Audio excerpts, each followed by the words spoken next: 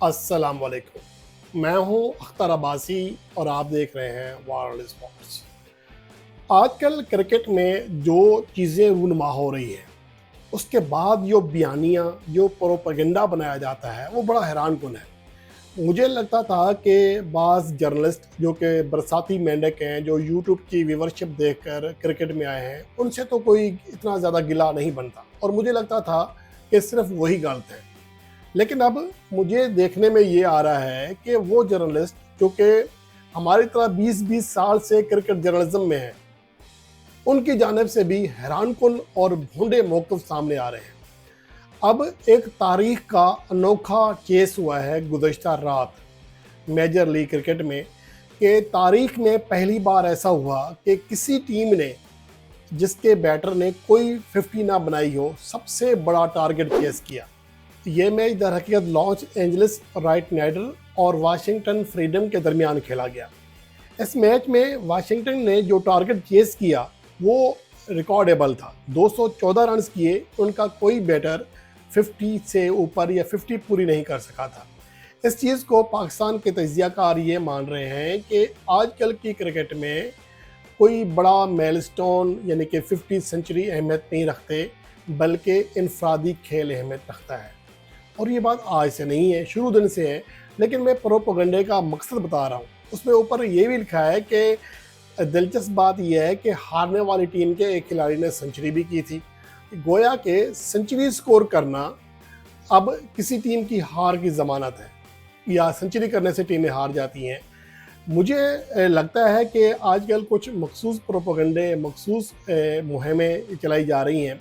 मैं सिर्फ इसी एक मैच की मिसाल आपके सामने रखता हूँ। इसमें जो बैटिंग की हारने वाली टीम लॉस एंजलिस ने पहले बैटिंग की, उसका सिर्फ एक खिलाड़ी रोमन पावल पहली गेंद पर आउट हुआ, वरना दीगर तमाम बैटर्स उनमें से सिर्फ एक का स्ट्राइक रेट जो है वो 136 रहा, यानी कि 173 से नीचे सिर्फ एक बैट्समैन का स्ट्राइक रेट था। बाकी सभी का स्ट्राइक रेट 173 था और इनमें से 3 का स्ट्राइक रेट 180 से भी ज़्यादा था। और विकेट कीपर चंद ने 136 के स्ट्राइक रेट से रन किए, लेकिन आंद्रे फ्लेचर ने 173 के स्ट्राइक रेट से, शर्फेन रदरफोर्ड ने 181 के स्ट्राइक रेट से, आंद्रे रसल ने 230 के स्ट्राइक रेट से और कैप्टन जैसन होल्डर ने 183 के स्ट्राइक रेट से बैटिंग की। तो यहाँ पर बैटिंग में तो कोई खामी दिखाई नहीं दे रही है। अगर आप फ़र्ज़ करें कि आप आंद्रे फ्लेचर की सेंचुरी को हिट कर रहे हैं, तो उन्होंने 60 गेंदों पर 104 रन किए हैं और 173 के स्ट्राइक रेट से खेले हैं और वो रिटायर हट होकर गए थे। और इसकी वजह से बाद के जो बाकी बैट्समैन उनको आना पड़ा, शायद वो ज़्यादा तेज़ भी खेल सकते थे आखिर में। अब उसके बाद आते हैं दूसरी बैटिंग के ऊपर, और उस टीम के 7 में से 4 बैटर्स का स्ट्राइक रेट 150 से नीचे था, या 150 था या इससे नीचे था। और आप अंदाज़ा करें कि 4 बैटर जो टीम जीत गई है, उसके 4 बैटर का स्ट्राइक रेट 150 या से ज़्यादा कम है, और जो टीम हार गई है उसके किसी बैटर का स्ट्राइक रेट 170-73 से नीचे नहीं है, मासवाए ओपनिंग बैट्समैन की। तो आप अंदाज़ा लगाएं। और उसके बाद यहाँ पर मसला ये है कि आपने रन्स किस अंदाज में किए हैं, आपके जो मद्दे मुकाबले बॉलिंग है वो किस तरह यूज़ हुई है, आखिरी ओवर में आपके पास जिनके खिलाफ आपने रन्स करने थे या जिन बॉलर से रन्स रोकना थे, उनकी क्वालिटी किस चीज़ की है। यहाँ ये बात भी काबिल ज़िक्र है कि इस मैच में दोनों टीमों की जानिब से कोई काबिल कदर T20 फॉर्मेट का नामी ग्रामी बॉलर नहीं खेल रहा था, कोई क्वालिटी बॉलिंग नहीं थी। ये बात तो सामने है, लेकिन इसमें मिचेल ओवन ने अहम किरदार अदा किया था एज ए ओपनर। 16 गेंदों पर 43 रन्स किए, 3 चौके 4 छक्के लगाए। 150 के स्ट्राइक रेट से रचन रविंद्रा खेले, 114 के स्ट्राइक रेट से एंड्रिस घोष खेले, 182 के स्ट्राइक रेट से ग्लेन मैक्सवेल खेले, 180 के स्ट्राइक रेट से जैक एडवर्ड खेले।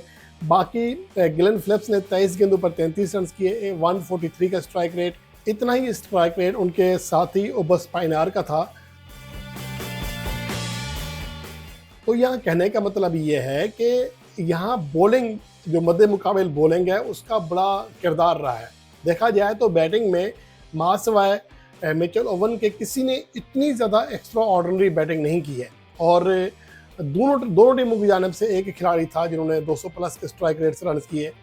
अब यहाँ पर जो अहम चीज़ है, जो खुलासा है, वो ये है कि देखें, जब आप T20 क्रिकेट खेलते हैं, इसमें आपका एक ओवर गेम को पलट कर दे सकता है।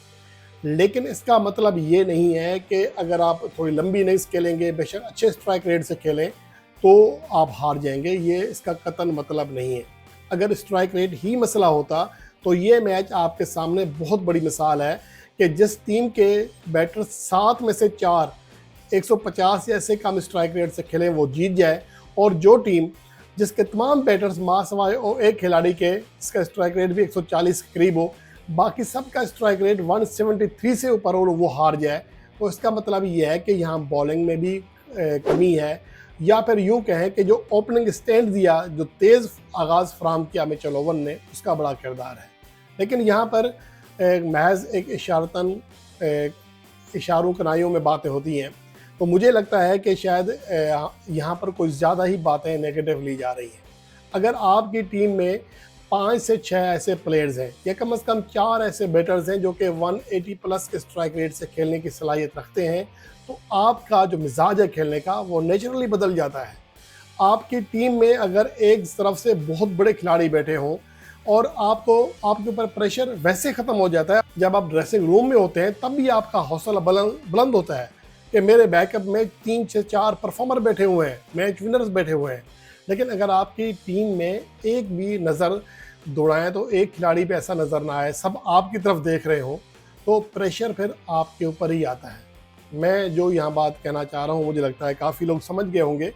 लेकिन मसला ये है कि हमने तनकीद बराए तनकीद करनी है, किसी खिलाड़ी को ओबलाइज नहीं करना। और यहाँ जब पाकिस्तान क्रिकेट टीम बांग्लादेश के खिलाफ होम सीरीज़ में अच्छा परफॉर्म कर रही थी, तो लोग मुझे तनकीद कर रहे थे, आप तो जी हसन नवाज़ के ऊपर तनकीद करते थे, आप तो मोहम्मद हारिस के ऊपर तनकीद करते थे। तो भाई ऐसा नहीं होता। अगर एक खिलाड़ी परफॉर्म करेगा, उसके अंदर बेहतरी आएगी, तो हम बेहतरी की बात करेंगे ना। अब ये क्या बात हो गई कि आपने अगर एक खिलाड़ी के खिलाफ आपने कोई गलत बोल दिया तो बोलना ही है, यानी कि इसका फिर ये मतलब हुआ कि एक खिलाड़ी अगर एक मैच में फेल हुआ तो फिर उसने हमेशा फेल होना ही है। ऐसा नहीं होता। ये वो लोग कर सकते हैं जिनका ज़ाती एजेंडा होता है, किसी को उठाना है, किसी को बिठाना है, इसके खिलाफ बात करनी है, पहले से प्लान होता है। मैं कोई अहमद शहजाद नहीं हूँ। अगर बाबर आजम टेस्ट फॉर्मेट में परफॉर्म नहीं कर रहा तो मैं कभी भी उसकी तारीफ नहीं करूँगा। मैं हमेशा ये कहूँगा फिर कि ये इसकी कारकर्दगी है पिछले 1.5-2 सालों से। यहाँ पर मसला ये बन गया है, आप मेरी वीडियोस के कमेंट सेक्शन में जाएं, देखें, बाज़ औकात तो ऐसे कमेंट्स आते हैं, मैं हैरान होता हूँ। बहुत लोग कहते हैं कि आप तो जी बाबर आजम के पेड प्रोग्राम करते हो, उसी वीडियो के नीचे आप बाबर आजम के खिलाफ इतना क्यों बोलते हो। अब ये आप खुद सोचें कि मैं मतलब क्या करूँ। एक तरफ लोग कह रहे हैं कि आप बाबर आजम के खिलाफ बोल रहे हैं, कुछ लोग कह रहे हैं आप बाबर आजम की प्रमोशन कर रहे हैं, आप उनके तर्जमान बने हुए हैं। तो ये चीज़ें बहरहाल पाकिस्तान क्रिकेट में चलती हैं, और बदकिस्मती यही है कि यहाँ पर न्यूट्रल बात करने वाले को हमेशा दोनों तरफ से मसाइल का सामना करना पड़ता है। लेकिन बहरहाल मैंने आपके सामने ये क्लियर बात कर दी है। आज मुझे बड़ी हैरत हुई कि ट्विटर पर जो ये चीज़ें चंद साफ़ियों की जानिब से सामने लाई गई हैं कि देखें जी, सेंचुरी करने वाली जिसका बैटर ने सेंचुरी की वो टीम हार गई, जिसका कोई खिलाड़ी 50 नहीं कर सका वो जीत गया। तो मेरे ख्याल में ये सरासर गलत है। मैंने पूरा तजिया आपके सामने रख दिया है।